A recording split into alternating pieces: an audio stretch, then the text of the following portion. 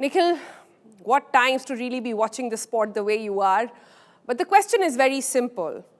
In this battle of national pride versus a game that is as good as a national game, who wins? Who wins in situations like these?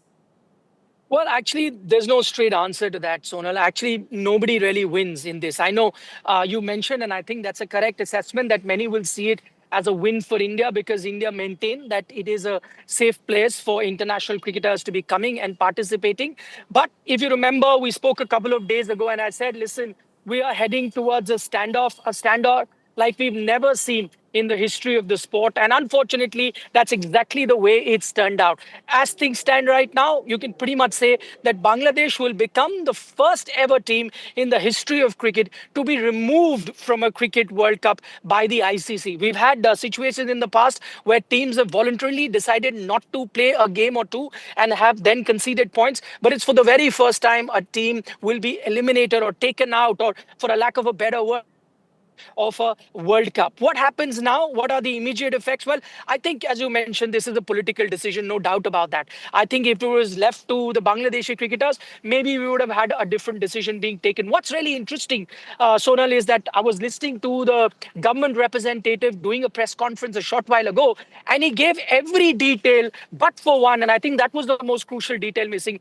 He forgot to tell us, or rather didn't tell everyone, what was the conversation that was had between him and the Bangladeshi cricketers. Remember, there was a meeting with the cricketers and the representative from the government. He said, whatever was spoken there, I don't want to mention this. That is just between the players and us. And I find that very odd because for the last 2 weeks, Bangladesh Cricket Board has laid bare every little detail in their conversations with the ICC, with the government, with everyone else, but they are not telling you what the conversation with the players has been. And I can hazard a guess. I think the only party that is losing out here is the Bangladeshi cricketers, because remember, it's a cricketer's dream to be playing in a World Cup. And because of the political turmoil that you see at the moment and the issues that have crept up politically between India and Bangladesh, unfortunately, it's the Bangladesh cricketers that will be paying a price for it.